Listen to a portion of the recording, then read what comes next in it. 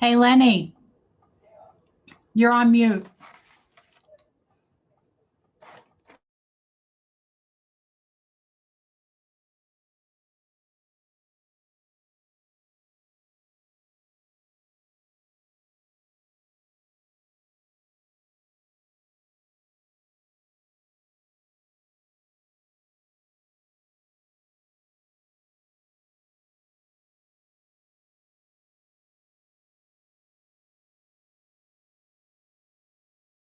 They will pay double to Can you have hear it now? removed because Gosh. that's where the most expensive Huh? is getting rid of this stuff because it's got all kinds of chemicals and how you dispose of it and so that the builder was being cheap, right? And he screwed my client. Wow. So I see we got Shannon and we got Kate, we got Adrian. Can you hear me? Yep. Okay, that's all that matters. I'm glad Shannon's here. Who's Shannon? Shannon, she's gonna be a rock star if she ever decides she wants to leave her job. Okay, Shannon, let's get on the ball there. Come to West Virginia. Hey, I'm here. Oh my gosh. She is. Hi guys. Really good. Cause she's already doing something. She's gonna be really, really good. All right, this is the Maryland contract class. I know I'm leaving. So boring. You had such a hard time. I'm sorry. So You got Lenny helping you. now, okay, so there's workbooks in here for the people that are attending in person. But I don't know if there's workbooks. I think, isn't there a workbook or something online, Adrian? Do I gotta do a screen share again or something like that? Very nice. I gotta look. Yeah, Lenny, go ahead and do a screen share. You should have permission to do that. Screen share.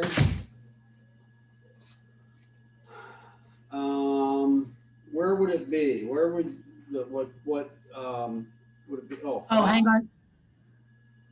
huh? Hang on just 1 minute. Is it in the Google Drive? I believe it is. Shannon! Hey, girlfriend. Oh my gosh, they were a riot. They were a pain in the butt, but they were also fun, but real sweet. I mean, they're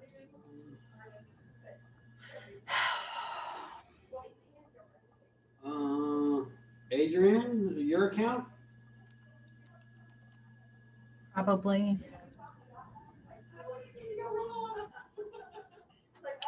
I should have wrote a contract. It's gonna go wrong. Here we Alright, go. have a good weekend. Bye, Adrian. Have a good weekend. Okay.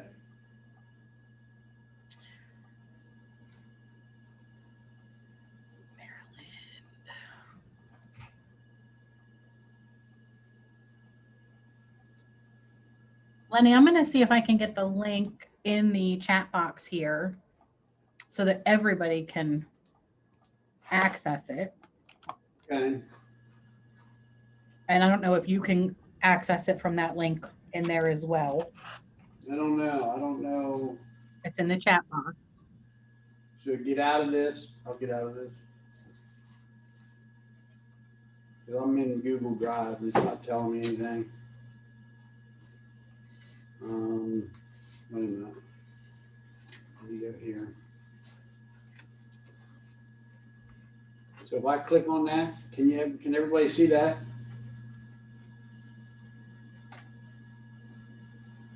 I don't see anything because I don't know that you're sharing your screen.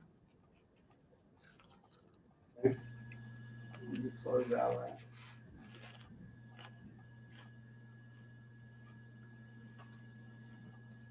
I guess I could share my screen. Bear with me, folks.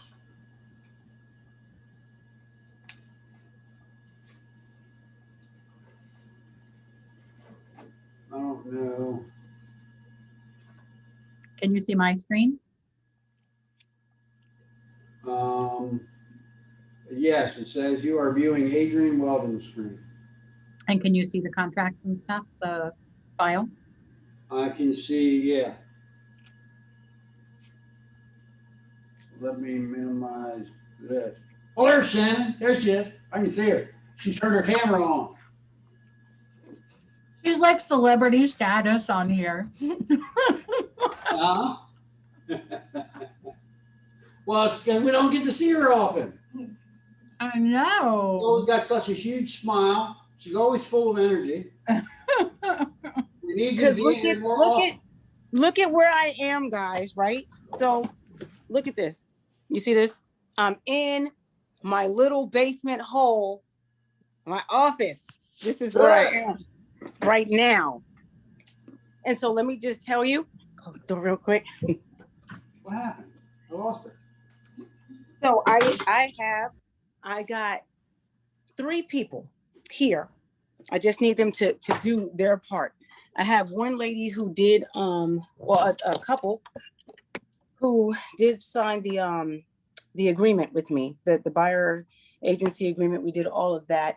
They went through the pre-qual. So they're in the pre-qual right now, but then the wife started acting kind of crazy and going out and looking at homes and stuff behind my back, and then telling the people that she didn't have a realtor. And so then I told her that I didn't want to work with her. I didn't want to work with them because it was just too much for me to keep up with. They live here, so they constantly are seeking me out, but not following the instructions.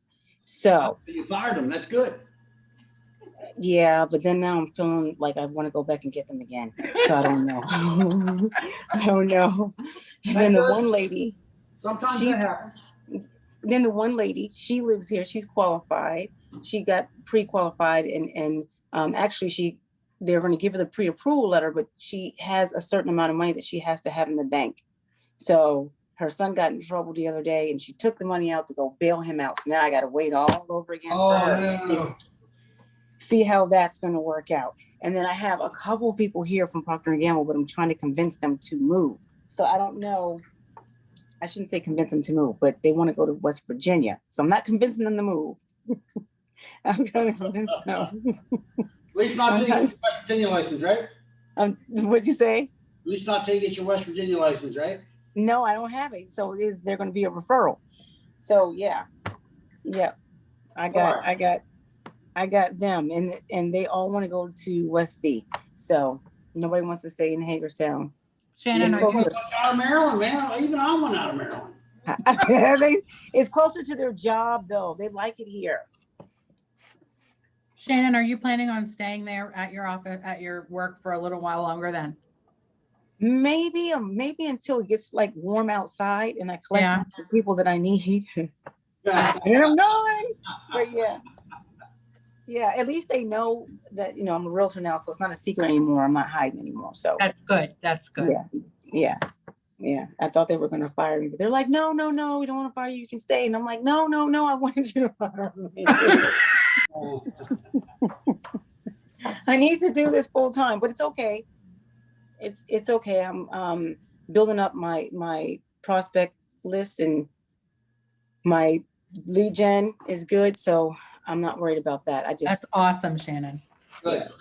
Well, Lenny, I don't know if you were able to share or not, but I'll hang on here and I'll go through the documents if you want me to. Oh, that's why it wouldn't let me click on it. I was trying to click on it. So the first document that we're going to open up is the consent for dual agency.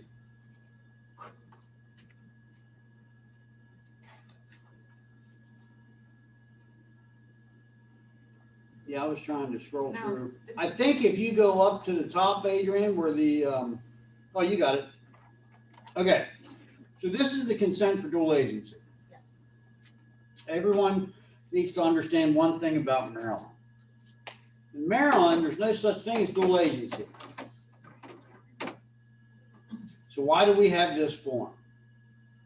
We have this form because your broker assigns dual agency to agents within the office if there's a listing that we have listed and we want our buyer to be able to see it.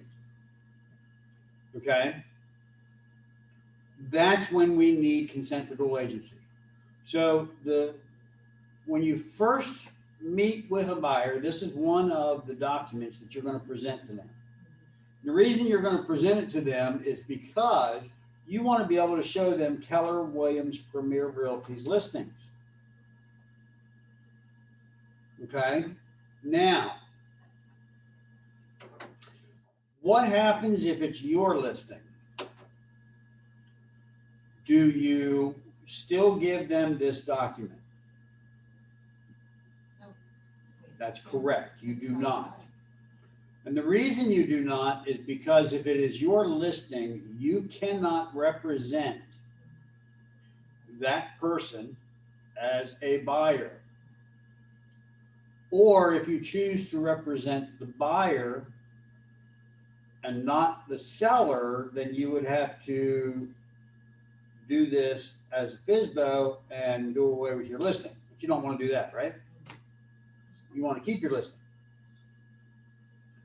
So the state says in order for us to represent both the buyer and the seller, the broker would have to do that.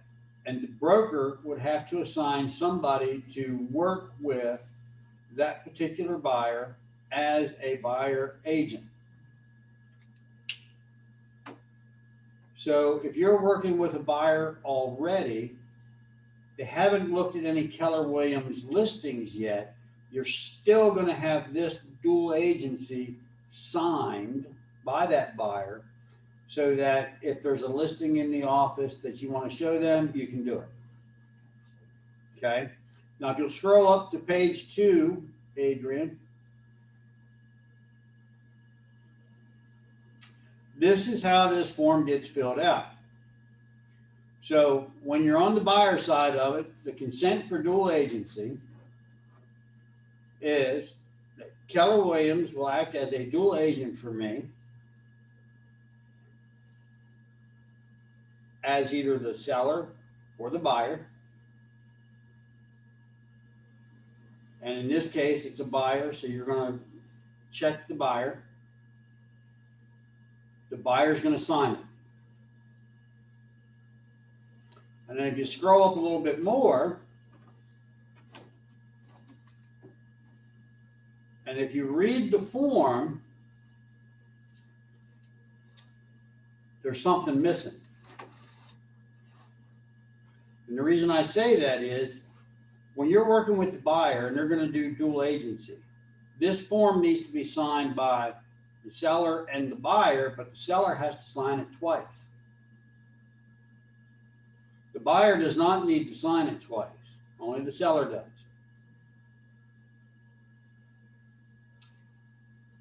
So the seller, if you decide that you're going to write an offer on a dual agency situation with Keller Williams Premier Realty, in the listing, in the documents in bright, the dual agency document will be there, and it will be there signed by the seller. So at the time that you write the offer, that is the dual agency document that you'll use, not the one that you originally had the buyer sign.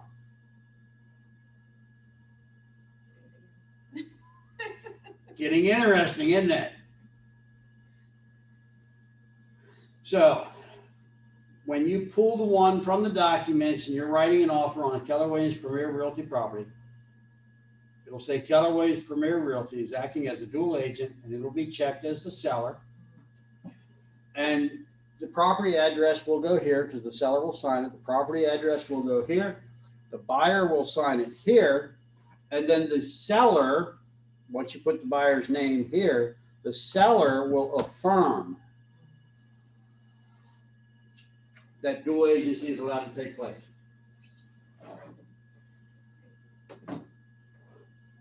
But you still need dual agency in order to show them that house. So you're going to get the buyer to sign it, acknowledging that you can do that.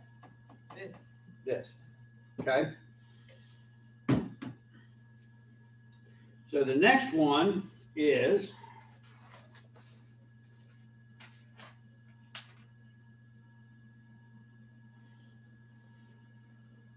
the exclusive right to represent a buyer. a residential brokerage agreement. So the exclusive buyer-tenant agreement. This is what you have to, now the state of Maryland, unlike Pennsylvania and West Virginia, so we're just talking about Maryland. In order to show a property in Maryland to a potential buyer, you must have written buyer agency agreement. Otherwise, you're representing the seller, whether you work for that company or not. There are some companies, and you would be considered a sub-agent of that company if you do not have a written buyer agency agreement. Some companies in the MLS, if you are not a buyer agent, it'll say sub-agent, compensation paid, 0. Because they work for, because they look at it this way. You work for a different company. I don't know that you're going to do what you're supposed to do, so we're not going to pay you. Your company has to pay. So the whole purpose of the buyer agency agreement is to make it so that the buyer understands that they are actually responsible to pay you the compensation. There's a lot of different theories about that. So you want to make sure that when you're filling this out, that you put the date that you're filling it out, and then you fill in the buyer's information, all of it. And the reason I say all of it is because if someone calls me and wants to discuss this, and most of the time it is that particular buyer that's going to call me, and they want to discuss things, I want to be able to go to this buyer agency agreement, pull it up, look at it, see what the phone numbers are, and see who's really on. And then I also want to find out who the agent is and how I can get in touch with them. So make sure you fill that out. The next section is the buyer authorization. This is letting the buyer, this is the buyer giving you authorization to represent them and to fill in blanks. That's it. Fill in the blanks. And what kind of property they're looking for. So if they're looking for single family residence, if they're looking for commercial property, if they're looking for a townhouse, whatever it might be. Typically what I will put in here, because most people don't know what they're looking for, is I'll put residential, single family residential home, SFR. And then you have to put the term. So it starts on typically the day that's up there on that you put up above, or it could start a week after that. And then it's going to run until midnight on whatever date you put in there. So what's the maximum time frame that you can put in there? 1 year? No? Or is that the same? One guess was 1 year. Anybody else?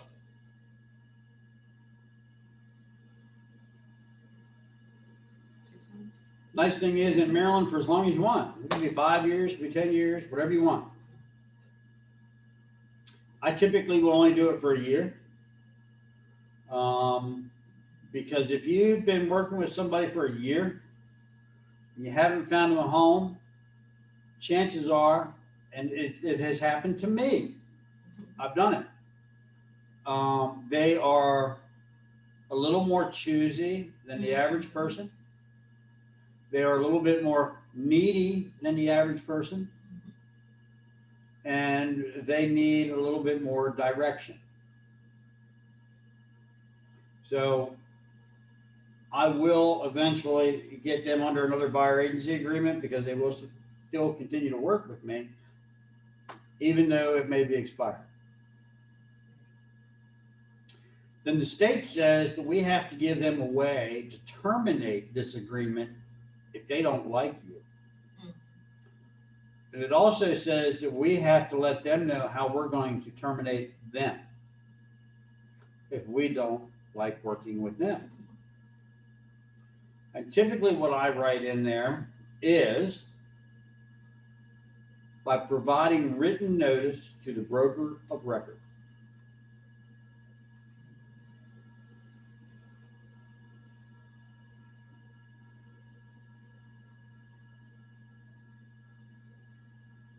Most of the time, they're just going to tell you, or they may not tell you anything, and they may go find another agent and work with that agent and buy a house. And then you might see them on Facebook because you friended them. Hey, they just bought a house. Well, I had buyer agency with them. That opens up a whole other can of worms. So one of the questions that you do need to ask when you meet with a person and you get them to sign the buyer agency agreement is, and it's important that they understand they need to be truthful with you. And that is, do you currently, or are you currently working with another agent? I didn't ask them if they signed anything. I asked them if they are working, if they are currently working with another agent. They might come back and say no. Oh, great. So you haven't seen any properties? Oh, yeah, we went and saw some. Who did you see those properties with? And they will usually give you an agent's name. That's the agent they're working with.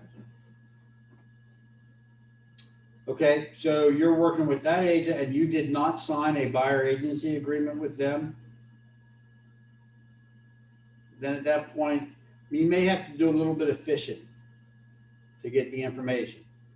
You know, it's right there on the tip of their tongue, but they don't want to say it because they're worried about what they're going to say. They don't want to cause problems, you know. They didn't like that other agent. The other agent was too pushy. The other agent was, I just didn't like the way, you know, they dropped me off at the house and left. Don't ever do that either. That's illegal. That is a violation of law. There are agents that'll do that kind of thing. So that's what that is. That's, you put your term, how long it's going to be for, and be careful. This one right here, I had seen this one written up as February 18th, 2021. Terminate February 18th, 2021. What's the problem with that? You X'd out yourself. At midnight tonight, the agreement expires. It's no good. Now you need a new one. So be cautious. Okay, come up, Adrian. Question about making changes. So it's not okay to, I was reading here. So it's okay to cross it out, but have them initial it and then give it to you. Typically, I don't ever have any changes on the buyer agency agreement. Can you scroll it up, Adrian, to the next page?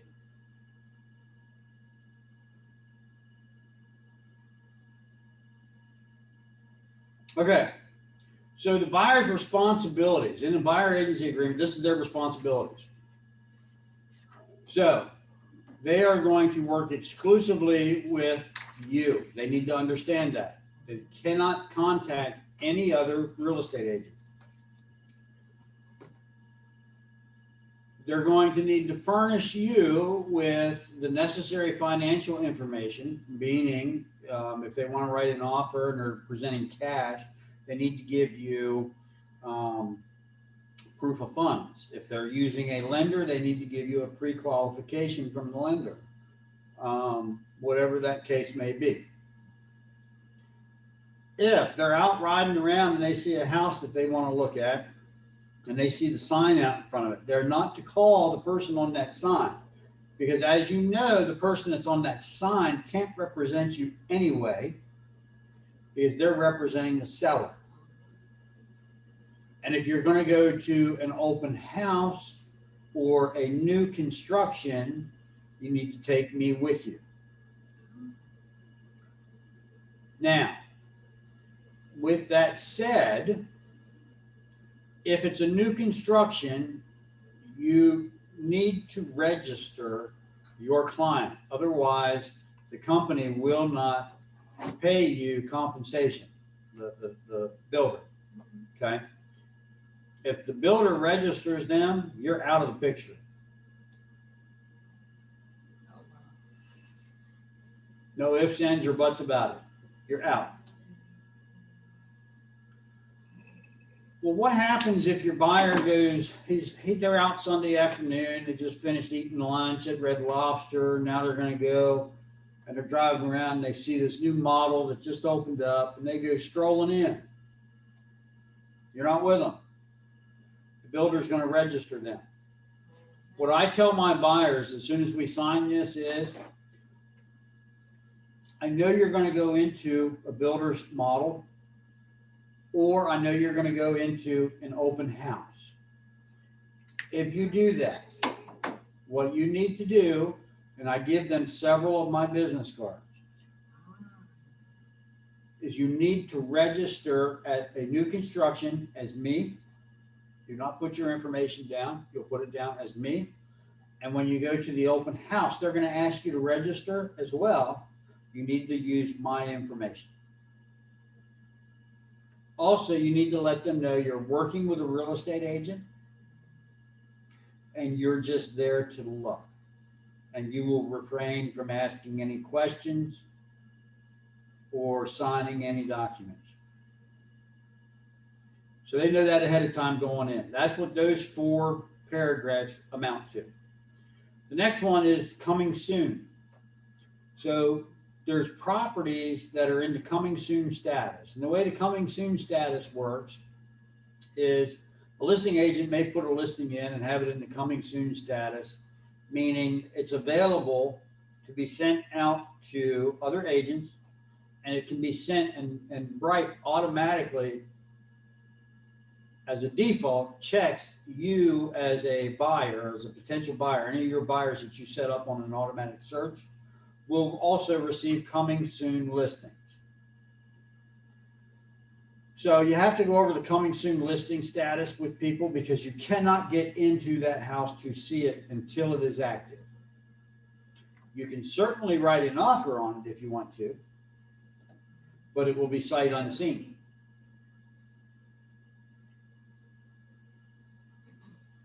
That's how that works.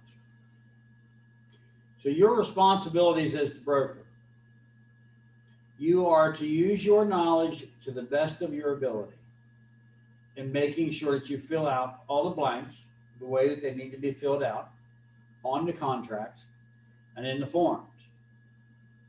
You will assist the buyer by showing them different houses and getting them into the houses.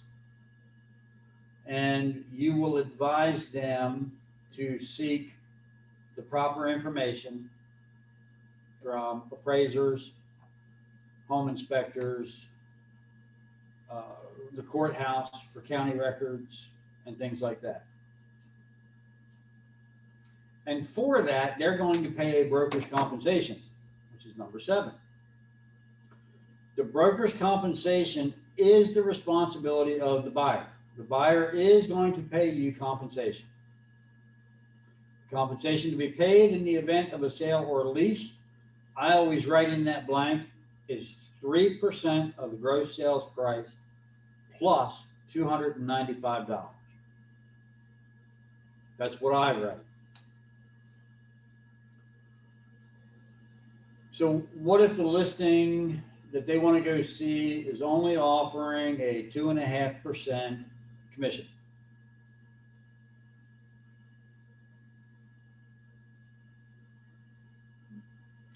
Technically, they're supposed to pay 3%. They're supposed to bring another 0.5%. Do I push them for that? No, that just makes bad business. There are agents that do. Okay, I'll accept whatever's in the MLS. The only time that I've ever asked the buyer to actually end up paying what they were supposed to pay, which was the 3% plus $295, was I found them a for sale by owner, the for sale by owner would absolutely not pay a commission to me for having my buyer write that offer. So I said to the buyer, okay, he's not going to pay a commission. So here's your options. If you really want that house, you would need to pay that commission. Otherwise, you can still buy it, but you're on your own. And they looked at me like I had two heads and said, oh, no, no, you're doing this. Because I had already shown them a bunch of other properties, and, you know, we had a good rapport, and they said, no, we'll pay you. We're not worried about it. We're going to pay you. I said, okay. And they did. They paid me. The other time this would come into play is if the day of closing, your buyer your buyer calls you and says, I'm not closing on that property. So when did you actually earn that compensation? They wrote an offer. The day they wrote the offer. That's your responsibility. So as soon as they wrote that offer, they owe you that compensation. So if they decide they're not going to go to closing, you can at that point decide, I want that money. You're going to go to court. You're going to have to pay attorney's fees and all that stuff. But typically, what you can do, and I've never really had it happen. And when you're going over this with them, and you use that scenario, they typically don't back out anyway. And well, because I'll tell them, I'll say, now, if the day of closing you decide you're not going to close, you still owe me that because I did my job. And it's just like when you go to work, you get paid for doing your work. You know, that's why you punch in and punch out for last week, and they paid you for last week. Well, I did my work last month, so I need to be paid for my work this month. Typically, what that does is it kind of de-escalates the whole thing if you need to use it, and everybody goes to closing and they close. And the seller pays it. Because as you scroll down a little bit further, now in this blank right here, it says during the term of this agreement, hold on, during the term of this agreement or any extension, the buyer agrees that they're going to pay that, and if there's a deposit placed on the property, well, that's getting a little too far ahead. I always write in this blank 90 days, okay? And the reason for that 90 days is this paragraph talks about if your agreement expires or if they choose to fire you and they don't hire another agent and they go back and buy the house that you already showed them, you've got 90 days to go back on them to say you owe me compensation. Have I ever used it? No. Has anybody ever gone back and bought a house I showed them without using me? I'm sure they have. I don't have time to keep track of whether they did that or not. Buyers are going to come and go. If you stay in good contact with them, you usually don't have that issue. If you don't stay in good contact with them, you have that issue. Okay? If they tell you that they're taking a break from looking at properties, chances are, write it off, they're going to another agent. Unless it was your brother or sister saying that. And then if it was your brother and sister and they ended up using another agent, I'd kill them. I'd tell mom and dad, you better disown them. And then as you go further down, it explains that if the buyer defaults or agrees to terminate or enters into a lease, if they enter into a lease, and I've had this happen, then I put in here 50 or half a month's rent. And the reason I put a half a month's rent is because typically that's what the other agency would give you. Wait a minute, you're going too quick. Right there, that's good.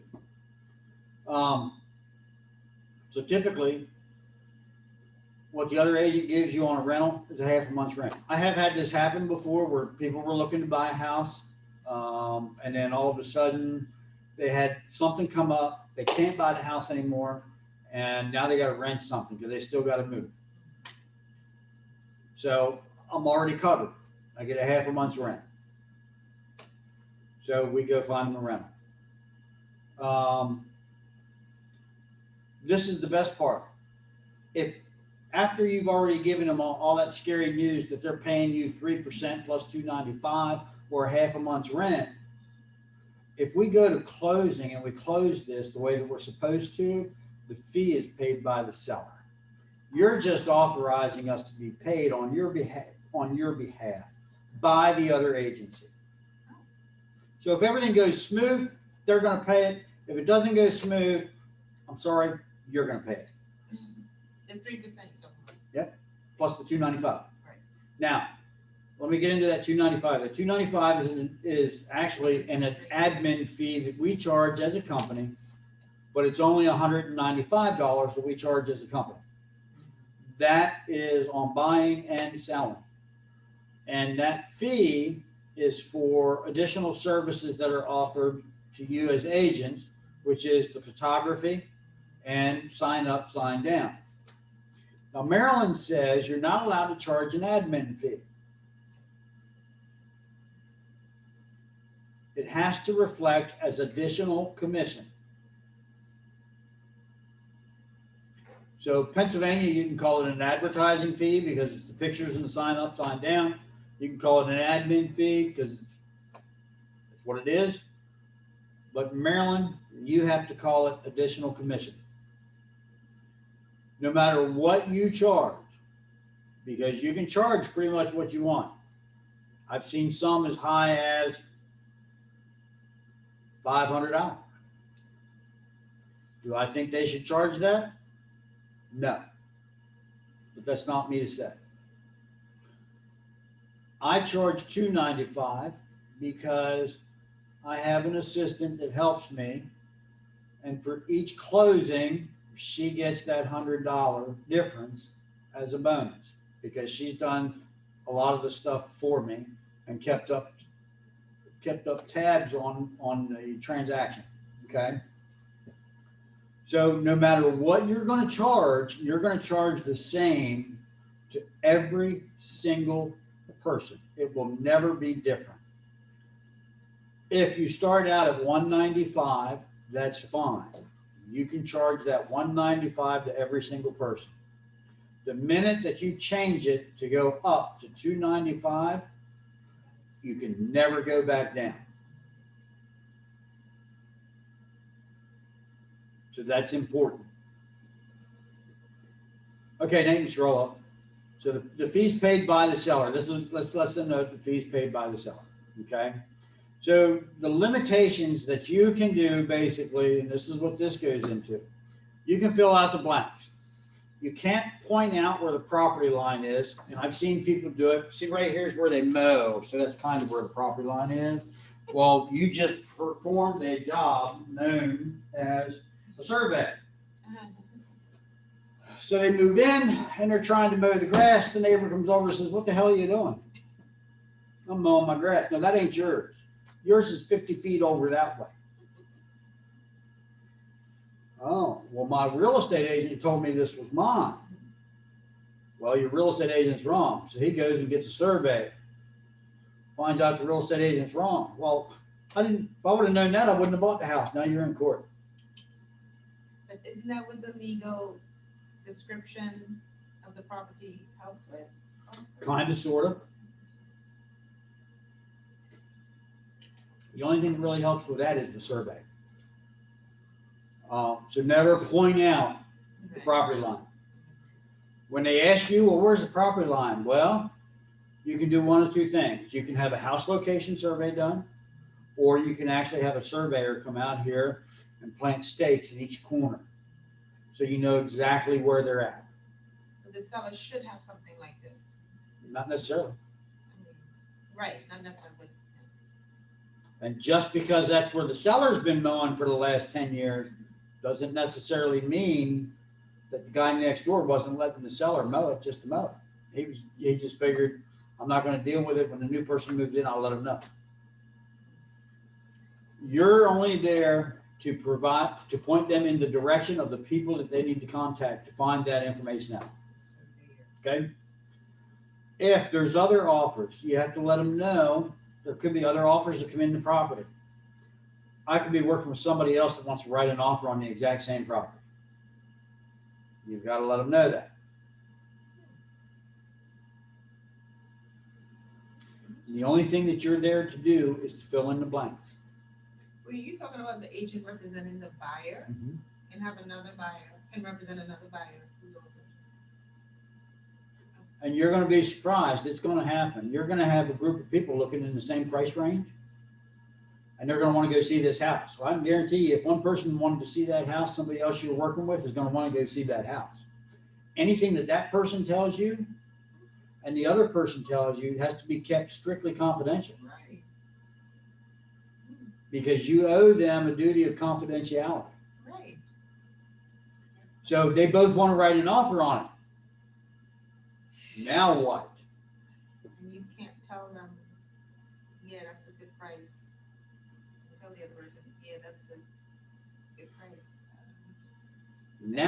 Now you're in a position where both of them want to write an offer on the same property and you're working with them. What do? Talk to your broker.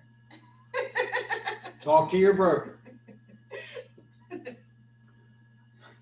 That's the exact answer that you need.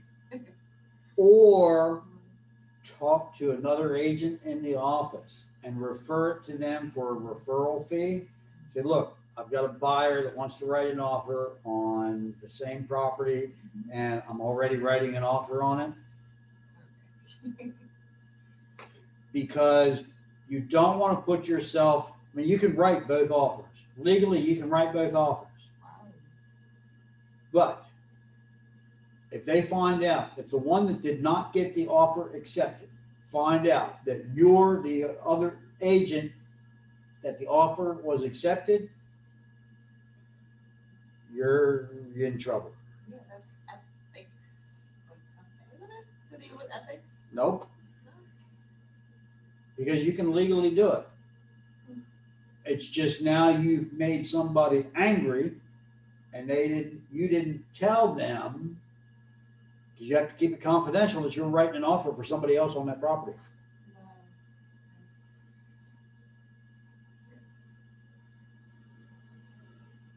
Intra-company agent representation. That's when we have dual agency. And you can only do that when dual agency is permitted, which is why you have to show them that dual agency document and get them to sign. Flood disclosures, that's going to be in the disclosures.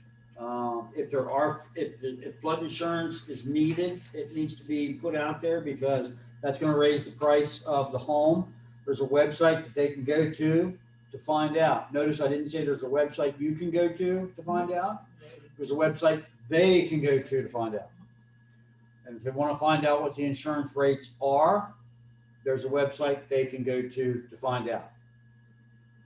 Do you go to either one of those websites to find out? No, that's their job. That is part of their due diligence. Right. May you sit down with them and give them that website and have them go in there and look. You sure can. But you do not want to give them the information from there. They need to see it themselves. Repairs the property. You need to let your buyer know that all repairs, if you're asking for any, need to be completed by a licensed professional. If they're not done by a licensed professional, there could be issues. Sellers sometimes don't want to have things done by licensed professionals. The buyer needs to determine if they're going to allow that or not. Because in the contract of sale, it says, and in the inspections addendum, it says that they need to be done by a licensed professional. So now we get into the legal construction. Are we talking about the legal construction of the house? No. We're talking about the fact that this is a legally binding document that they are signing. If there's anything in this document that I have gone over that you do not understand, my best advice to you is to seek competent legal advice. You may seek an attorney and have him review it because it is legally binding. So you are agreeing that you're going to pay my compensation if you determine that you're going to back out at the last minute, or you're going to allow the seller to pay my compensation. Basically what it boils down to. And if you're in agreement with all that, here's where you sign.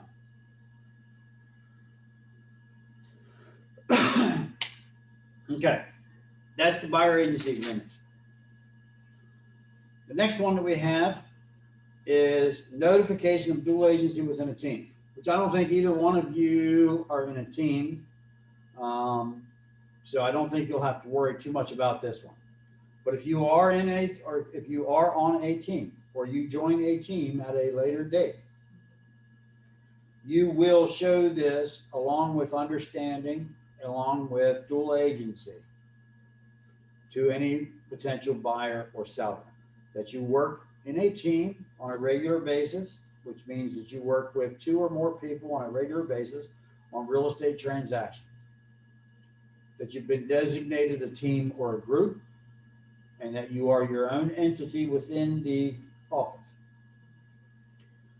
In so doing, there is a financial gain for our team, meaning we are going to be paid the whole compensation, not just a portion of it.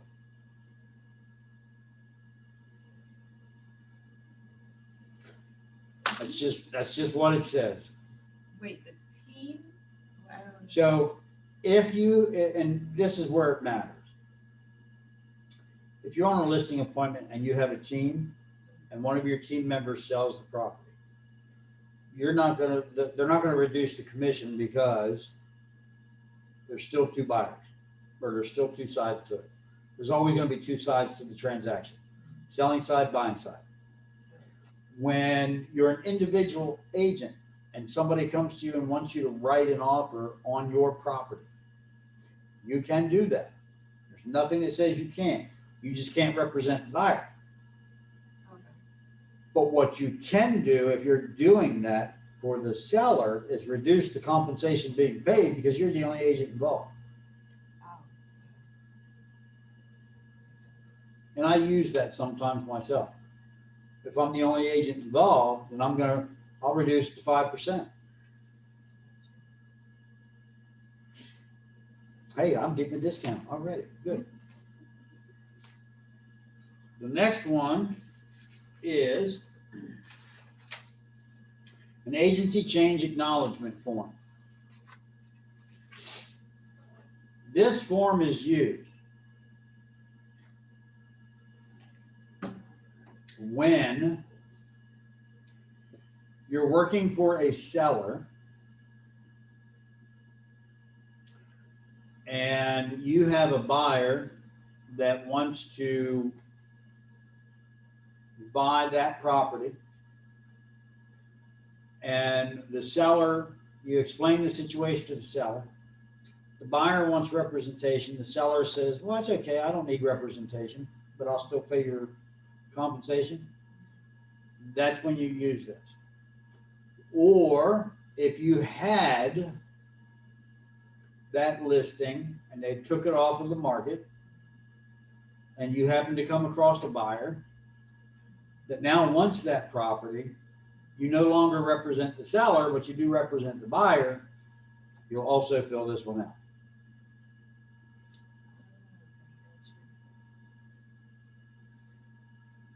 Because now you're working, you need to make them aware of the fact that you're not working for them anymore, you're working for the buyer.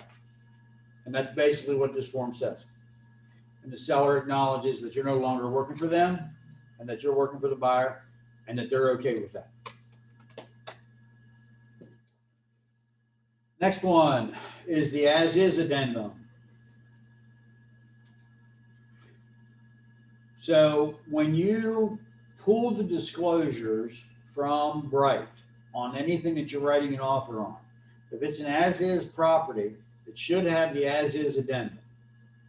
So if it is an as-is property and the as-is addendum is in there, you do not need the inspections addendum. Okay?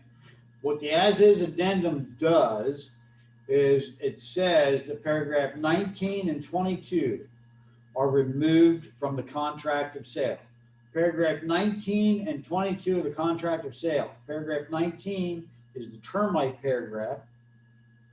Paragraph 22 is the condition of the property paragraph. Okay?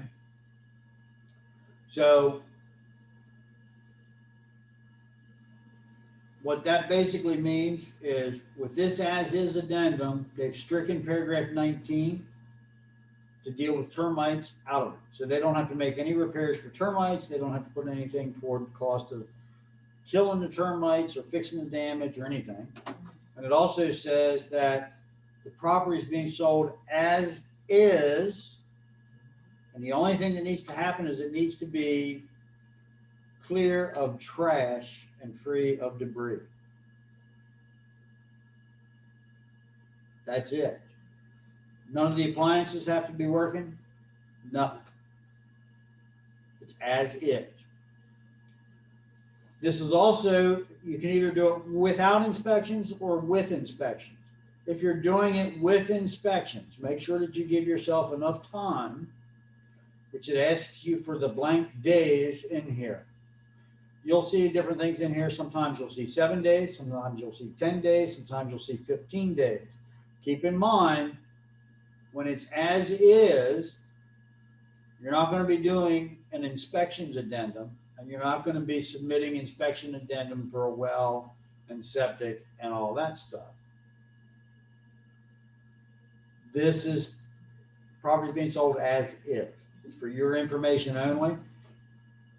I usually put 15 days in here. That should be enough time to do all inspections. And then, of course, you're going to sign. You're going to have the buyer sign it. Seller would have already signed it usually.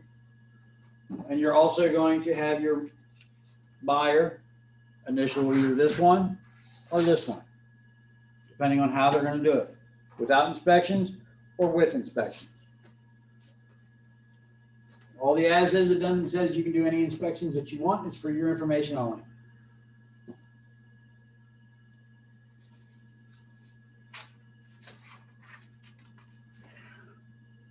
Next one, authorization to show and pay buyer broker. This one is used when your buyer was out roaming around and they came across that for sale by owner and they just have to have that one.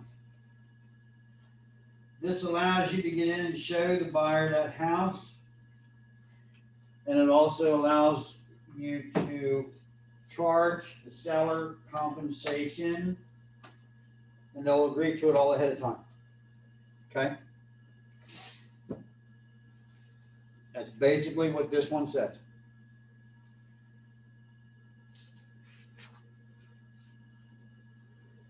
Next one, backup contract.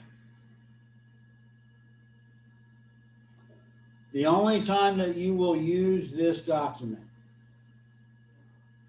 is if your offer is being presented as a backup contract. Most times, the only time that you will see backup offers being accepted are if it is a short sale. And the reason they do that is because short sales can take anywhere from 6 months to 3 years to complete.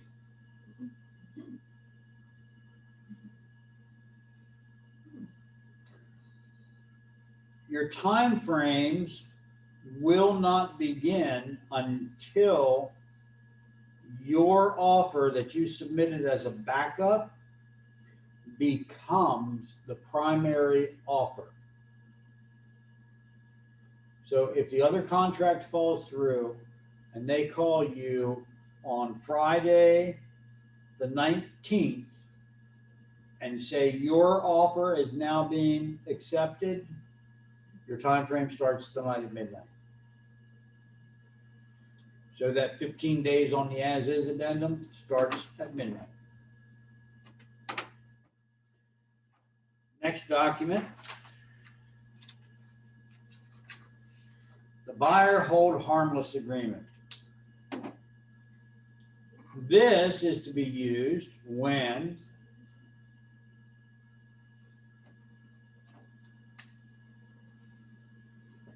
a property is being, if it's in the coming soon status and your buyer wants to write an offer.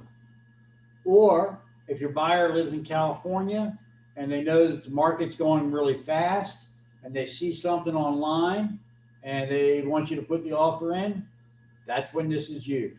Sight unseen. They've not seen the property. They've not been there. They're only going by what you're telling them and what the pictures are, and that they're going to perform their due diligence at a later date, but they're prepared to purchase it as is. Where is sight unseen?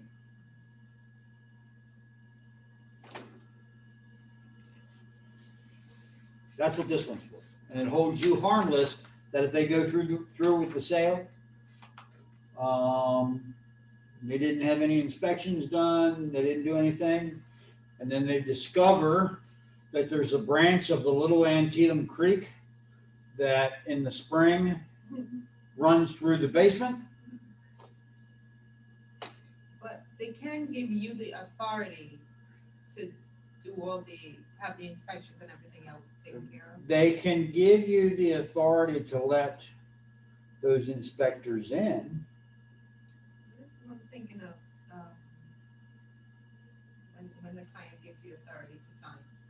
That's what I'm thinking of. That's when you need power of attorney. Yeah, they can do that for that kind of property, that kind of contract. Yeah, I wouldn't want to do it.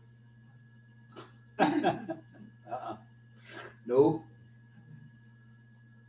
I am not going to put myself in a position where I'm now acting on their behalf.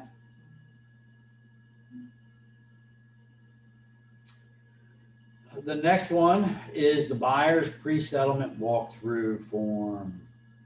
Yay. This means you're close to getting paid.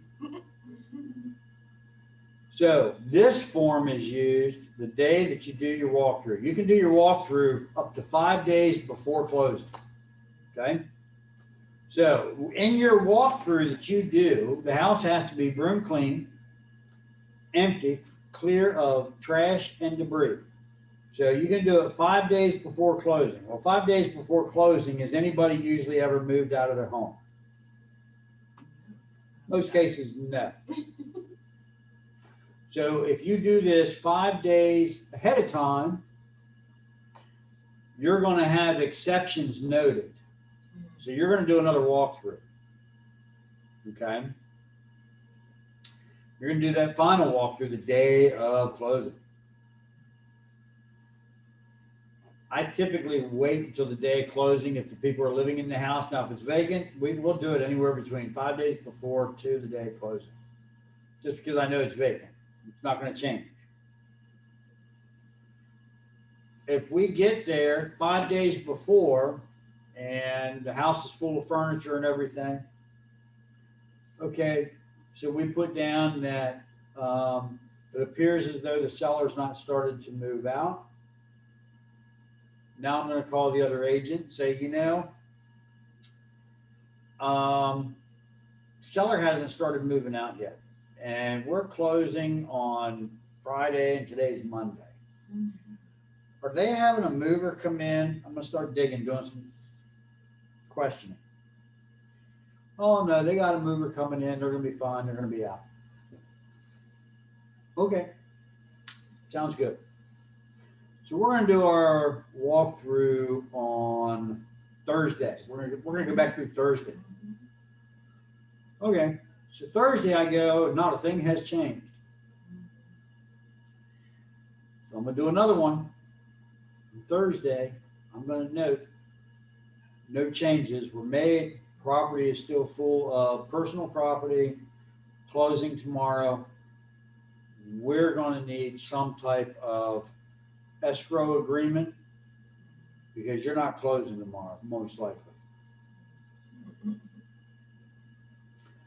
Now, if you do your walkthrough and everything looks okay, except they left an old couch in the basement or a closet full of stuff, you'll note that, and you can do one of two things. If it's heavy items that you're going to have to move and get rid of, you should, and I would put in there that old couch left in the basement will need to be removed. We will need $800 in escrow because you always want 1.5 times more what it's going to cost to have it removed. Because you don't know what the company is going to charge you when they get there and find out that the reason they left the couch there was because they added on to the house and they actually brought it in through a Bilco door, through an outside entrance that's no longer there.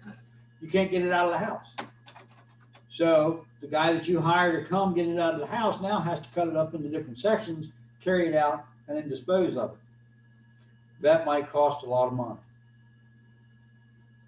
So you always want to go 1.5 times more in escrow than what you think you're going to need.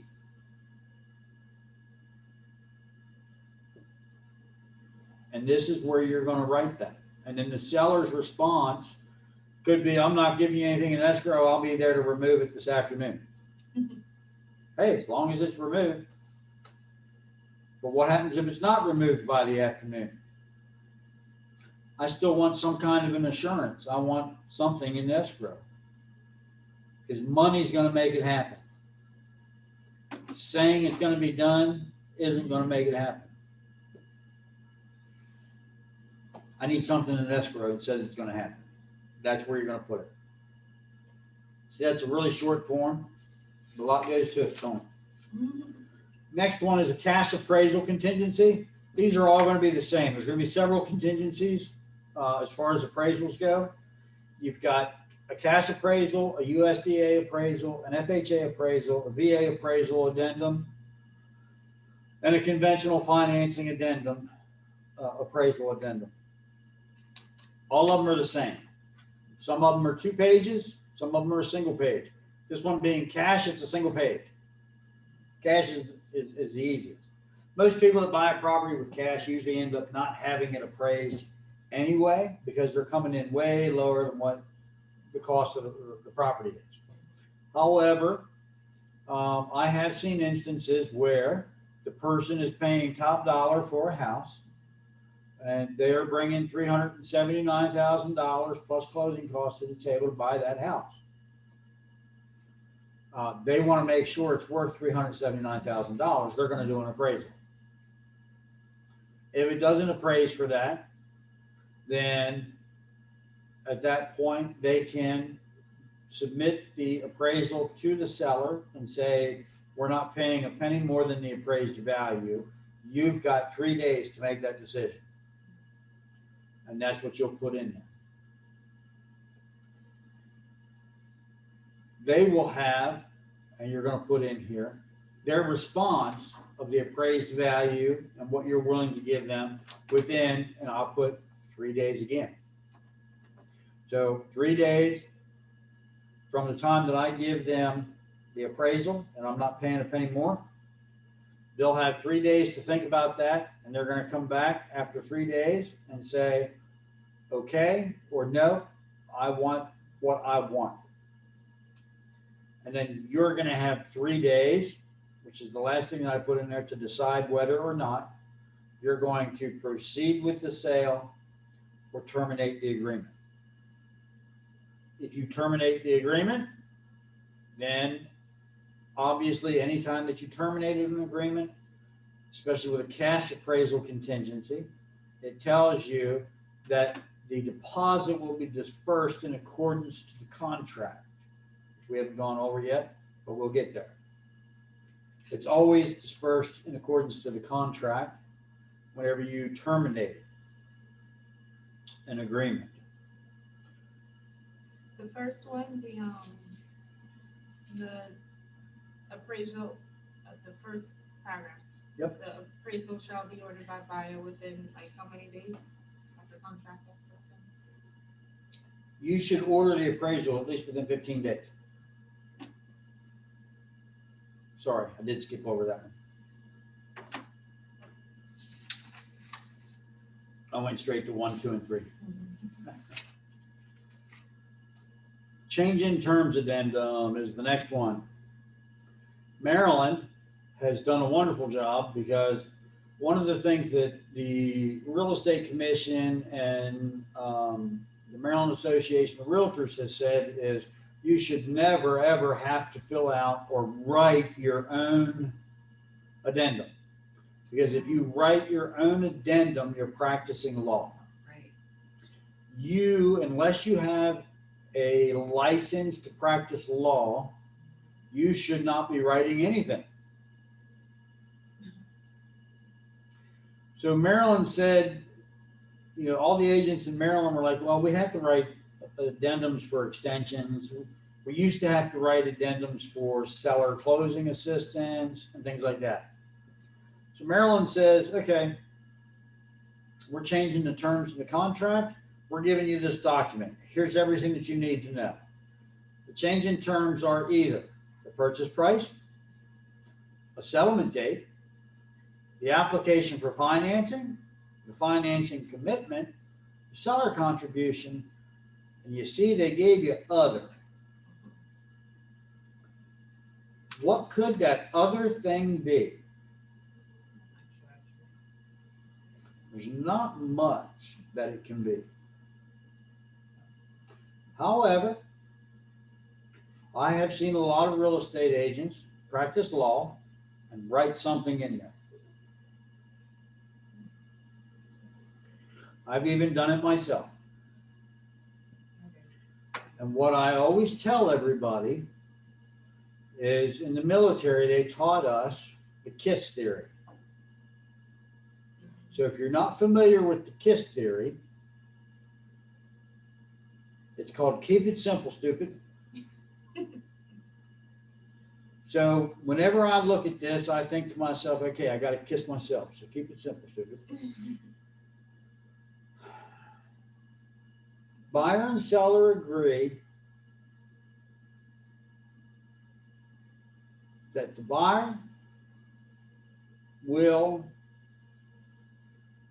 accept the ceiling fan in the bedroom as it is.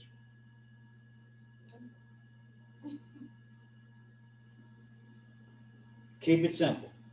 And the reason you keep it simple is you want all parties involved, buyer and seller, buying agent, listing agent, buying broker, listing broker,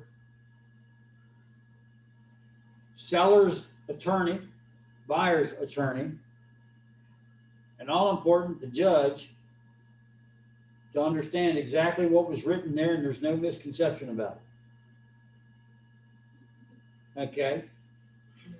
So just remember, that's when you're going to kiss yourself.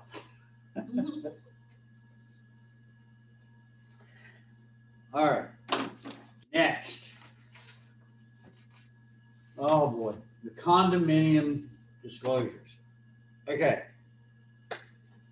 There's a lot of these. There's like 4 sets of these documents. You're going to need them all. Okay. One of them is to disclose the fact that there's a condominium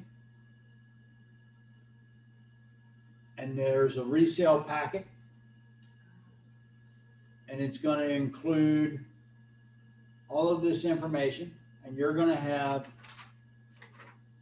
15 days before closing to make sure that you've gone through all the documents that they provide about the condo to review and accept. There's also a resale condo acknowledgement. That's the one that says there's a condo. The other one, the one that we're looking at now, the resale disclosure and transmittal, that means that you've received all of those documents. Okay, so review.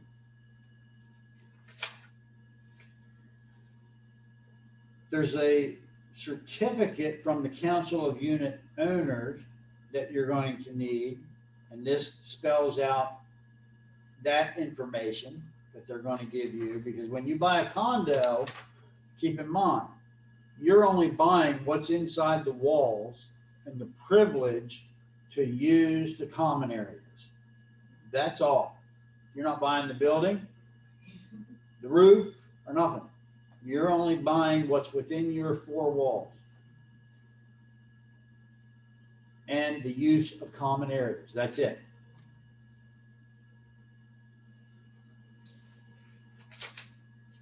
And then there's a final resale notice. So that's all four documents. Oh, wow.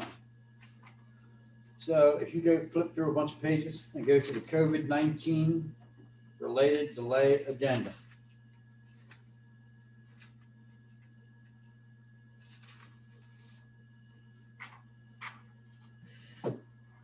It's the COVID-19 addendum, I believe, Adrian. Yep. Yep, that's it. So this is when the buyer and seller are under contract, and now you need to have in here that there could be COVID-19 related delays. As long as we are in a state of emergency, this is going to be incorporated into every single offer. There's also a listing addendum that needs to be presented at every single listing. As long as COVID-19 is a state of emergency, which it has not been lifted yet, these documents will be used. You are going to come across agents that are going to say, I'm not having my seller sign that. We don't need it. As far as I am concerned, you're going to let the other agent know that my broker will not consider this a ratified contract without it, because we are still in the state of emergency. Okay. The extension of the time frame, because anything can happen. This does not relate to just the buyer getting COVID or the seller getting COVID. This has to relate to the lender getting COVID, the agent getting COVID, the title company getting COVID, the attorney that's doing the research, the courthouse being closed. It refers to everything in the transaction, the home inspector not being able to inspect within a timely manner because he's now got COVID. That's what this form is used for. You can extend the time frames by 15 days. So as soon as you know the home inspector has COVID, he can't inspect the home. He has to remain quarantined for at least 14 days. For now, I think they've reduced it to 10. So we need at least 15 days, and we're going to need that extension. You guys have both already agreed that the home inspector got COVID. He told us he can't do the inspection. We've got an additional 15 days. Unless you want to find another inspector and scramble. You can do that, but at least this way you're covered. Because I'm sure the seller doesn't want the inspector that has COVID coming over with his mask and gloves and going through the house. Right? Number 2, the right to terminate. Should the COVID-19 related delay, say it's the settlement company, say it's the lender doesn't get back to you. They're closed down. They're working from home. Nobody knows how to get a hold of the lender. Either at 30, 60, or not, or other days, you'll put in there whatever the number day count is after settlement that that both parties have the right to terminate. Typically, what I'll put in here is I'll just put 30 days. I'll go ahead and check the 30-day box. And other, there again, practicing law, so I stay away from it. And then you get both buyer and seller to sign. Disclosure of licensee status. This is when you are representing, and Shannon knows this one really well, because this is when You're representing your significant other, husband, mother, father, aunt, uncle, cousin, brother, sister, you name it. If you are representing a family member in the purchase or the sale of real estate, you're going to tell everybody that you're representing. And even if you're representing yourself, that's a different document, Adrian. Disclosure of licensee status. There you go. That's the one. And you will check the appropriate box. Read it, go through it. I've seen people check the wrong one. Okay. This one is the buyer, tenant of the property being purchased or leased is a business entity or has an ownership interest. So if you are a member of a business entity that has ownership interest in purchasing something, that's the one. If the seller or landlord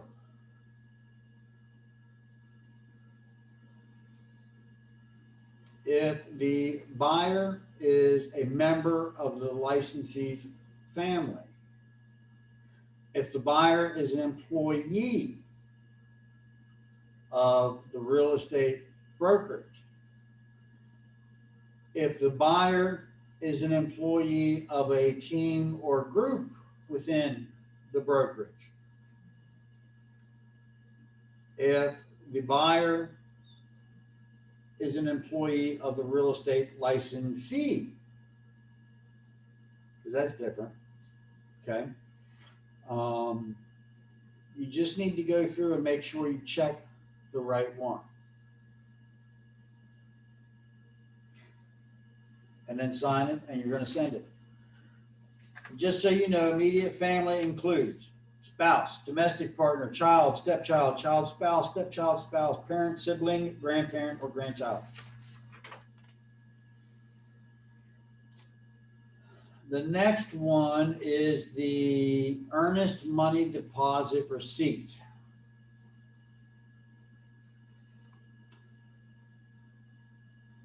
Back up. Nope. Keep going back down. It was there, right there. EMD. Wait a minute. Is that it? What's that one say? What's that one? Oh, that's the exclusive right to sell unimproved land. Now, so this one may not be in there. It's in the book that we have. But this is a good time to go over earnest money deposits. We do not accept checks. We use a program called Earnest. So they will provide you with a receipt once your buyer puts their deposit into our account. It's done electronically. It's an ACH. It's actually more secure than getting a copy of the check and having that float all around. It's also more secure than handing a copy of the check to you as an agent that puts it in a folder that could end up dropping it out of the folder by accident and people walking all over it. And then somebody finally sees it. Oh, look at this check. Oh, wow, it's $1,000. I'm trying to cash it. Okay. Earnest, they do charge $15 for your buyer to use that service. I've never had anybody complain about that $15 yet. Matter of fact, the only complaints that I've ever heard about that $15 comes from agents. I don't want my buyer to pay it. Then offer to give it back to them at closing. I don't think it's fair. Now, if the buyer themselves absolutely, positively does not want to pay that $15, even if you offer to give it back at closing, you can do what's known as the escrow agreement, which is the next document. The escrow agreement don't see it up there. Everything's supposed to be in alphabetical order. Yeah, I don't see it. So the escrow agreement is a form that the state of Maryland came out with. There it is. And that's what it looks like. So this says that the buyer is selecting their title company to hold that escrow, and they're going to deposit it to Old Town Title, Tri-State Signature, or whatever title company you're going to use. You're going to get them to send a receipt of the deposit. You're going to get them to sign off on this document. And it's important that they sign off on this document, because in this document, it says that the person that's holding the escrow will abide by Maryland law, because title companies do not have to abide by Maryland law to disperse earnest money deposits as agreed upon. Title companies have their own rules and laws for earnest money that's held at a title company. If you do not have this agreement and it's held at the title company and the contract falls through, the title company has already done work for that job. They can keep that deposit to pay themselves. So you have to make sure that this is signed by the title company. And on the last page of it, you will see it's got the buyer's signature, the seller's signature, the signature of the escrow agent representative, which is the person at the title company that has received the check, the address of the company, the telephone number of the company, the email address of the escrow agent, the printed name of the escrow agent, the title of the escrow agent, the date the deposit was received, and the date the deposit or additional deposit is received. That will be filled out in its entirety. If any portion of that is blank, it's not executed, it's not legally binding, it's being sent back to you. And I've had somebody send it back to me 3 times. Yeah, it's this company that's holding it. Get everybody's signature that needs to be gotten. Well, yeah, it's just Tri-State Signature. Yeah, get their signature. Well, I don't understand. I've got Tri-State on there. Get their signature. Who received it, when they received it, their name, and their signature. Without it, it's no good. So how much does this cost? Doesn't cost anything. Oh. Your buyer's just going to have to go and run it to the title company that they're using.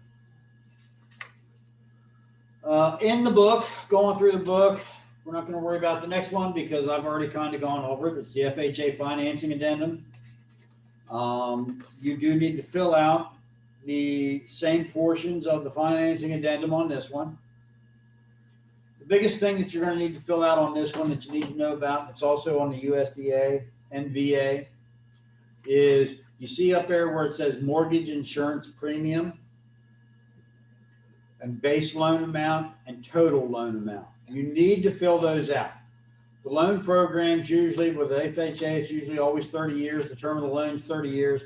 The loan program's FHA. The initial interest rate, whatever their interest rate is.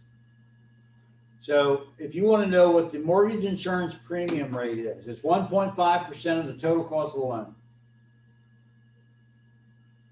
So if it's $200,000 loan, 1.5 times 1.5%, and you get yes, I need a calculator. Can you imagine? $3,000. So you're going to put mortgage insurance premium is $3,000. The base loan amount is $200,000. Subtract 3.5% because they have to put 3.5% down.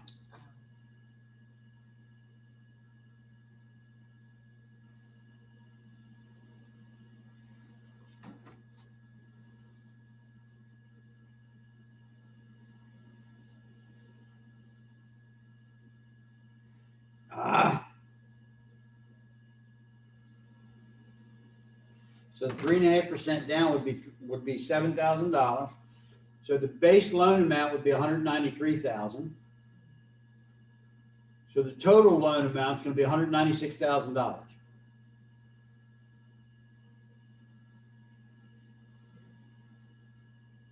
Okay.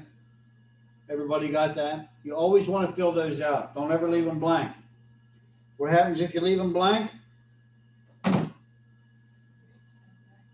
It's not executed. If it's not executed and another real estate agency that said you were under contract gets another contract and that one's completely filled out, they can kick you out of the contract because yours wasn't executed. You didn't have all the information filled in. It wasn't complete.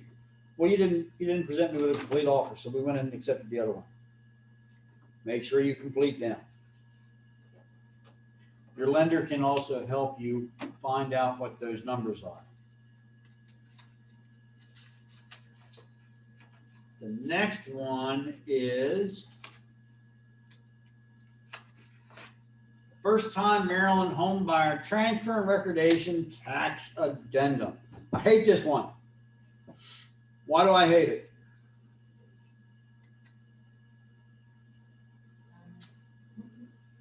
This addendum is for first-time home buyers only.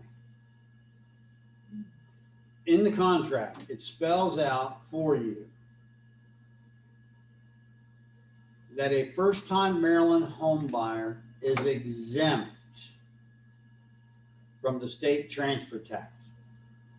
Okay? In the contract, it states that if you're asking for that to be done differently than what's in the contract, you need to fill this out. The only tax that a first-time home buyer is exempt from is the state transfer tax, which is 0.5% of the sales price. The seller is always going to pay that 0.25% sales tax, no matter what. All taxes, the state transfer, the recordation, and the local transfer tax are split 50-50 between the buyer and seller. And that's what it says in the contract. So if everything is split 50-50 between the buyer and seller, unless you're asking either the seller to pay all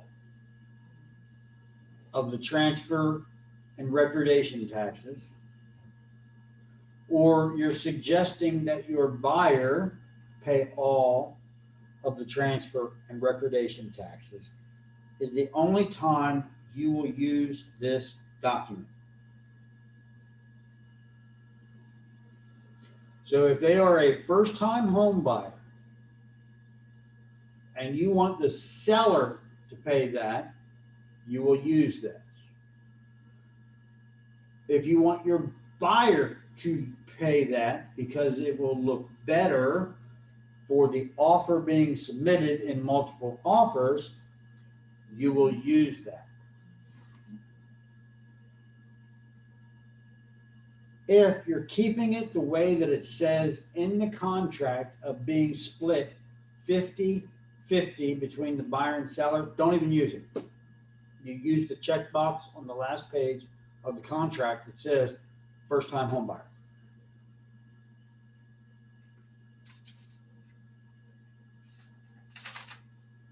Everybody clear on that one? Mm-hmm. Next one, gift of funds.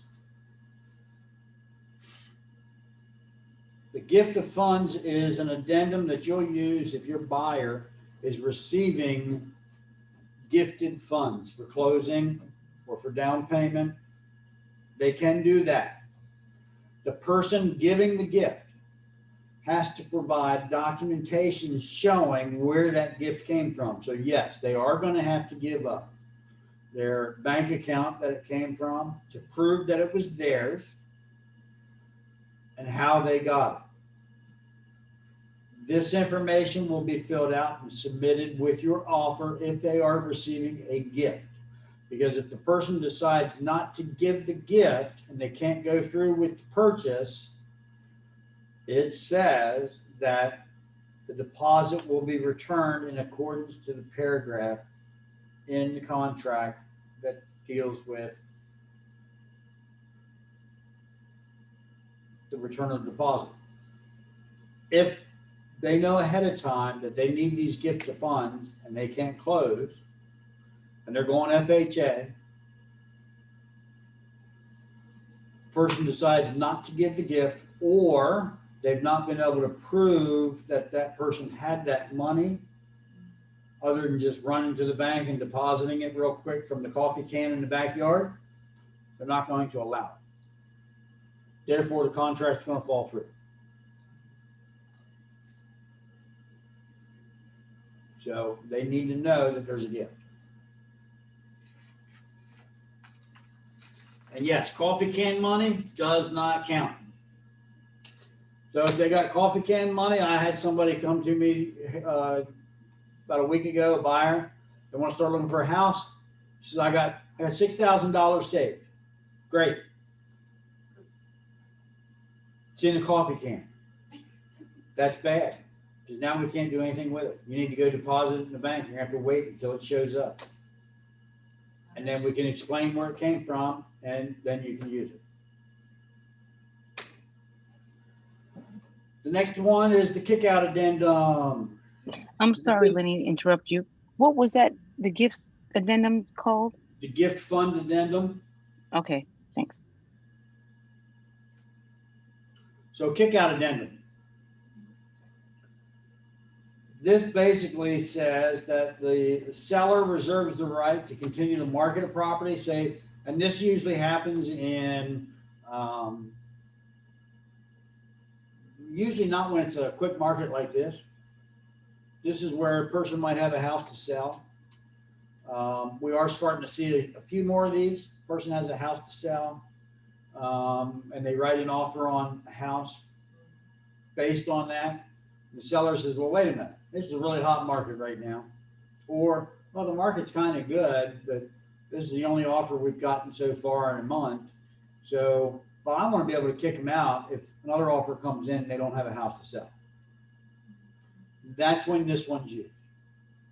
So you'll submit this one if you have the seller, okay, and that buyer comes to you with an offer and they don't include this. You're going to want to put this in there because you're going to want to be able to continue to market the property and kick them out if you get another offer within 72 hours. The way this works is, or not within 72 hours, the way this works is if you get another offer, they're under contract, they haven't sold their house yet. Person comes, writes an offer on your property. They don't have a house to sell. They're a first-time home buyer. You go back to the person that has the offer on it now, and you say, we've received another offer, does not have a house to sell. You have 72 hours to remove the contingency, or we're going to accept the other offer. Now, if the person in the meantime has had their house under contract for a couple of weeks and they're still moving forward with everything, they'll go ahead and sign off on this because now it becomes a house to settle. It's not a house to sell, it's a house to settle. Then they can remove the contingency for a house to sell because they're under contract and still remain in the contract, and the other offers, well, sorry, they removed the contingency. You're SOL. Keep an eye in case it falls through. Okay, that's what the kickout's for.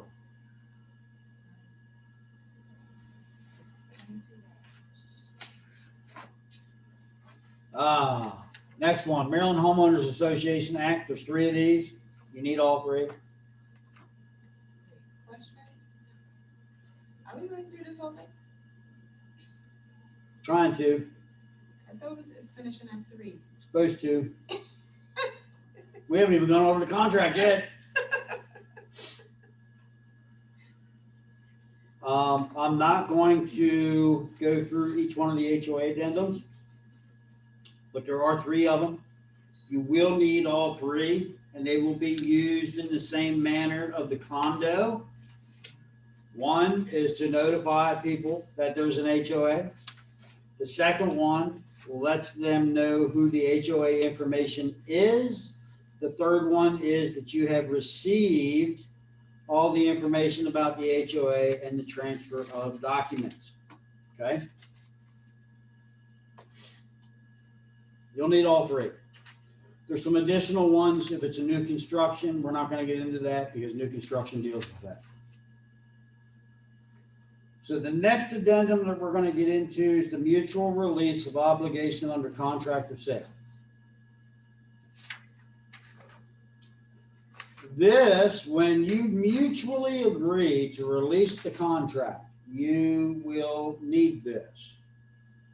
When do you mutually agree to release the contract? Well, you're within your time frames of the home inspection, a septic inspection, lender questions. Anytime that you're within your time frame and you're getting out of the contract for one of those reasons, you will use this because it'll be a mutual release. This does not release the deposit. This is only a mutual release of the contract Between the agent and, between the buyer and seller. oh, between the buyer and seller. Oh. Okay?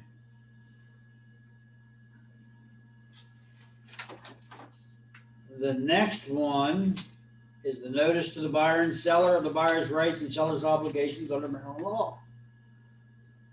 So there's only 5 people that are exempt from doing disclosures and disclaimers in Maryland. A lot of flippers believe that they're exempt from doing a disclosure disclaimer statement. They are not. The only people that are exempt from disclosing the condition of the property or filing a disclaimer. A disclaimer would be noting any latent or material defects that are not commonly known or visually seen while walking through the property. Those that are exempt are a guardian, an executor of an estate, a bank due to foreclosure, a sheriff's tax sale, or new construction. Those are the only 5 people exempt from providing disclosure disclaimer statements to a buyer. Yes, they still have to, even if they're exempt, they still have to sign this document. Wait, what was the last person? New construction.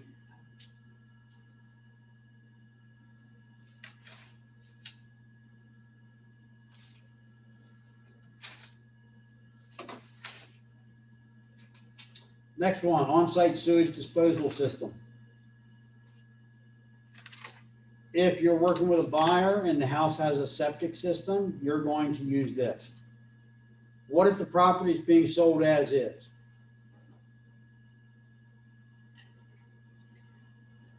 And you used an as-is addendum.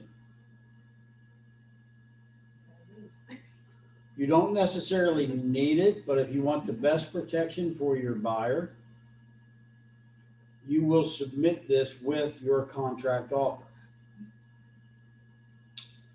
If the other agent knows what he's doing extremely well, he will not accept this and return it because you have an as-is addendum. Says you can do any inspections you want. But if he signs this and returns it, they have agreed that they're specifically going to allow you to do a septic test within X amount of days from the date of contract acceptance. And then a lender is going to want to see if it's on a septic, that a septic test has been done or an inspection. And they typically will not accept a septic test that is greater than 30 days old.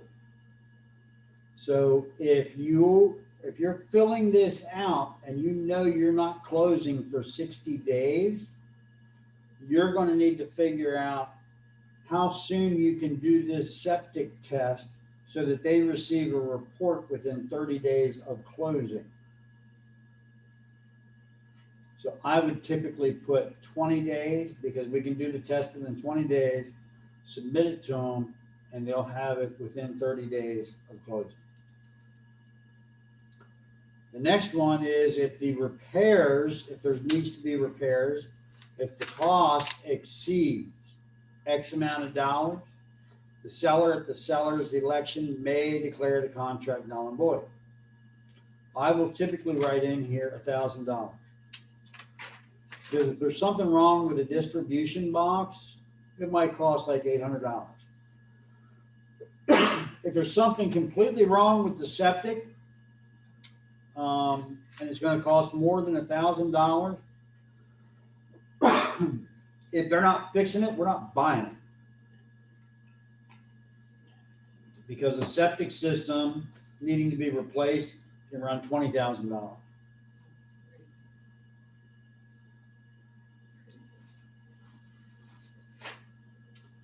The next one is the property inspections addendum. These are the different property inspections that you can have done. If the property is not being sold as is, you're going to go through here and you're going to talk to your buyers to find out what inspections they want to have done. The inspections that they can have done are a structural and mechanical. And you'll notice there's blanks for the time frames. I always put 15 days.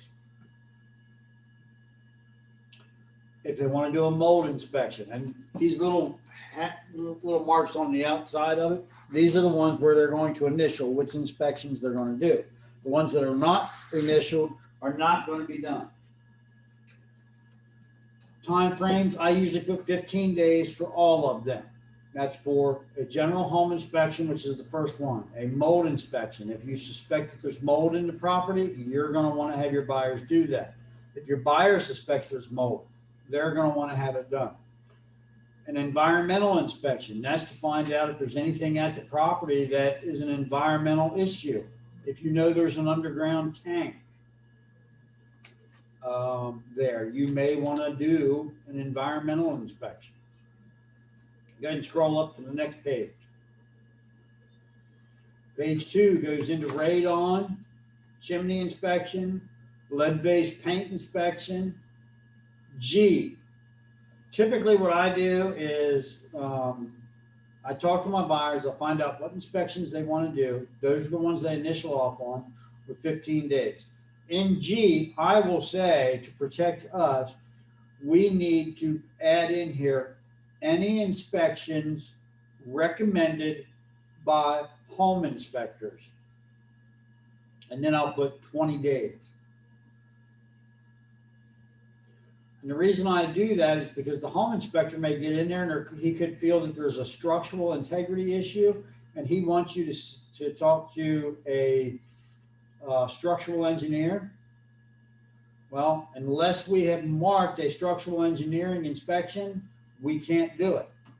So if we don't know that they're going to recommend a structural engineer, we just say anything that they recommend. That way we still have the time to do it. Termite inspection is not included in this. It's a completely separate paragraph in the contract. Rights and obligations of the buyer and seller. The buyer, you need to make sure you're doing your inspections, you're paying for your inspections within the time frames that you have said so. The seller needs to make sure that they provide access to the property for those inspections. The inspection report. Once you receive the inspection report, You're going to submit it to the buyer. You have 5 days from the time that you receive the inspection report to give it to the seller. The seller will have 5 days to review that.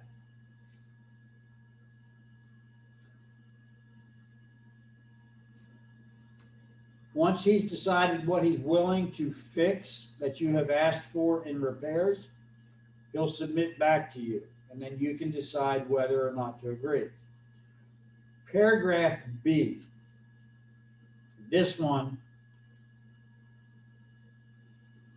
if you have somebody that initials, if your buyer initials this under B, and the seller agrees, what that paragraph says is that you have both agreed that the buyer can terminate the contract for any reason whatsoever based on the inspections and not tell them a thing.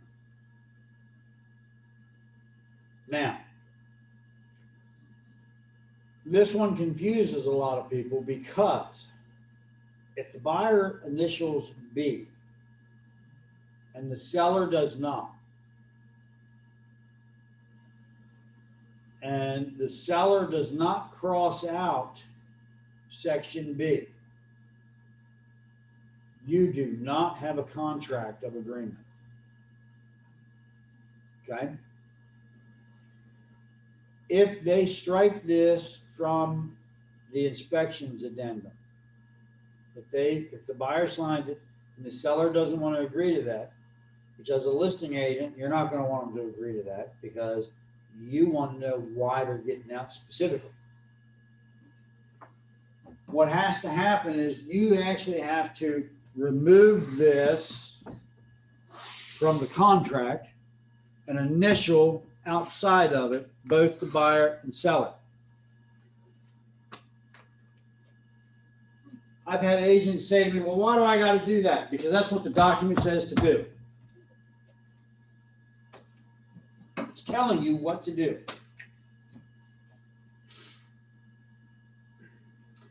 So if B is removed, then C comes into place. The buyer's specific right to terminate. You've got to provide the specific reason why you're terminating the contract based on those inspections. And you can scroll up to the next page. This is where it tells you that repairs and corrections and reinspection. So the repairs and correction have to be done by a licensed contractor.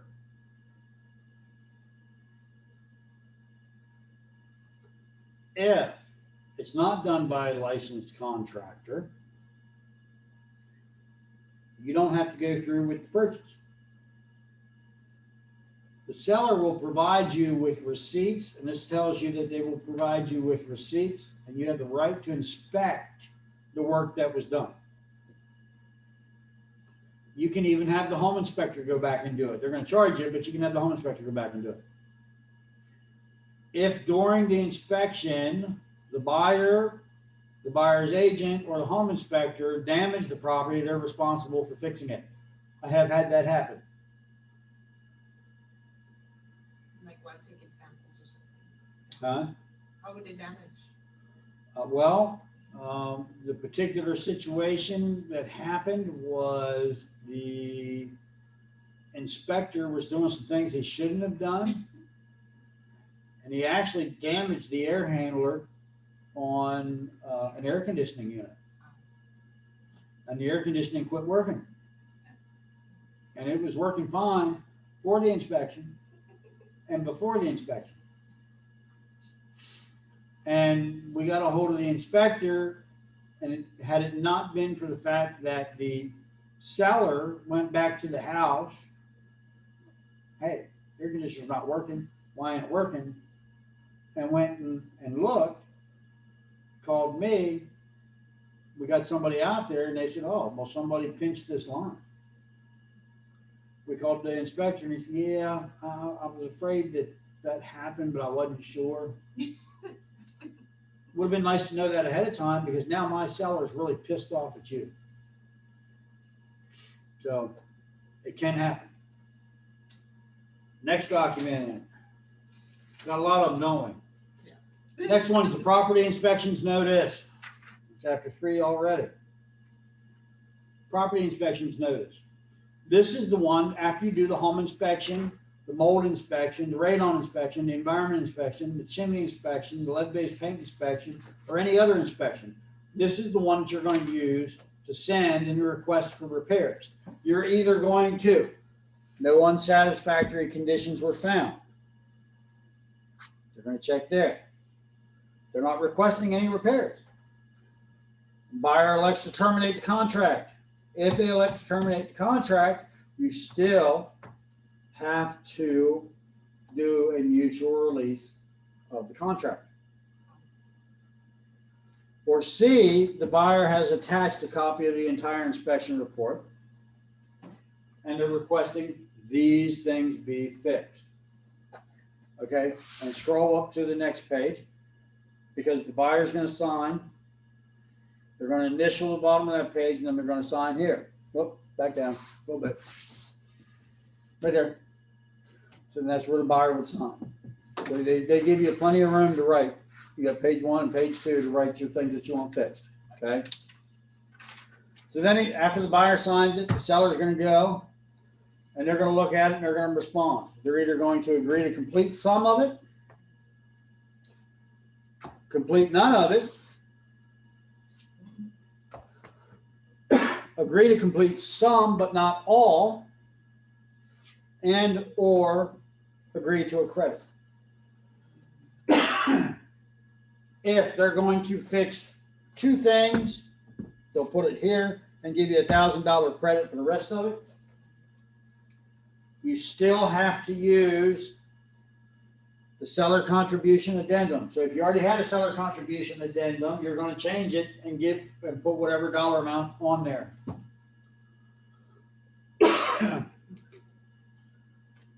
And then finally, after the seller sends it back to you,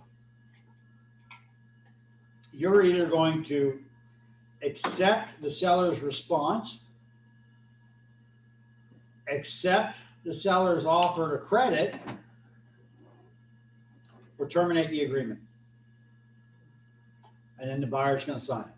Don't ever let your buyer sign this before the seller responds. I've seen it happen.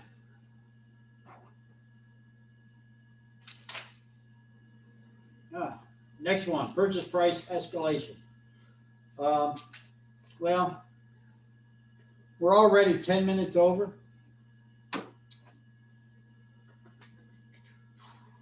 So I think we will call it a day. Yeah, we can Another certainly class continue next this. week where we're actually going to go over the contract. What's that?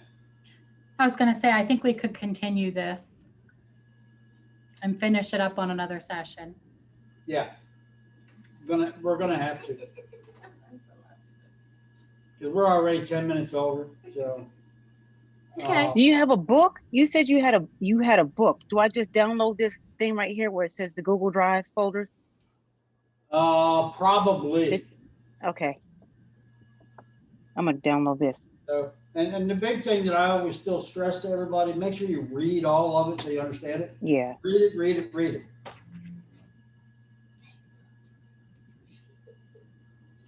Read it, read it, read it. Oh, this is, yeah, ours too.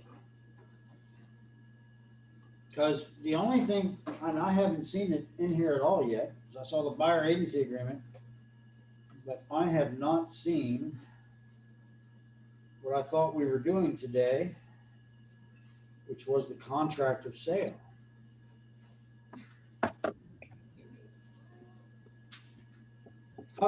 Guess what? We finally would have reached it after the next 2. But that's okay. So next Friday, next Tuesday is when we have it scheduled. Okay. Right? Is the next Tuesday? Yeah, Shannon and Faye, I'm just curious, was this helpful? Yes, a whole lot. And I am willing to, I'm gonna have to go through this again. Is this Yep. recorded somewhere? It is, yep, we'll get it on our, up for recording, but yes, Okay, absolutely. I okay. just want to make sure this is, It was very, the very, type of very helpful. content you're looking for, good. I actually just got a text while we were on here, the same young lady who doesn't have her funds. Now she wants to see another house. So Oh, that information, yeah, that you just gave me was helpful. So I'm gonna have some paperwork with me when we set up There this you appointment for her go. to sign. Yeah, yeah. Awesome. So this did help. I'm not 100% sure on that. I'm gonna have to get with everybody on the time for it. I'm free either. What are we asking, Lenny? I'm sorry. Well, for next Tuesday, we have down Maryland contract addendums, which is what we were doing a lot of today. And I think a lot of it's just because it was all put in alphabetical order, so I started in front of the book and just started going through. Yeah, So we stopped on the purchase price escalation, and that's probably where we'll pick up next week. okay, It says, I have down in here 10 to 11, but we're probably gonna have to do 10 to at least noon or 12:30. okay. Well, and again, it's, we record them all. So I have something down for 1 o'clock. That's not you? I don't have anything down for 1 o'clock. What's going on at 1 o'clock next Tuesday? Is that the team meeting? No, next Tuesday at 2 o'clock, Shelby's doing lead generation. And, oh, at noon, Faye would have her PC coaching with Zachary. Right, but I had something at 1 o'clock. She has something at 1 o'clock. I thought that you had it at 1 o'clock. No. All right. So 10. We'll do 10. Okay. All right, well, we'll get this recording out as soon as we can, and we can definitely continue this next week then. Okay, okay. And I just find the recordings on the Google Drive. Yeah, hang tight, because we actually have, we have a YouTube channel that we just created that we're gonna put out. Perfect. Does that make you happy? It makes me Yes. happy. Yeah, it makes me really happy. So the YouTube channel is gonna be launched You all momentarily. get to watch me on YouTube. Yay! Yeah, it'll have the Yay. recordings all on it. We're trying, Shannon, we're trying. Good. All right, guys. Thank you, Lenny. You're welcome. Thank you, Lenny. You're welcome. Thank you, Faye and Shannon, for coming. Thank you. Thanks for staying Yeah, late. Have a- there's Thanks, more of Lenny. you here. Have a good Yeah. weekend. We got scared. You of too. stuff. You too. Bye. Bye.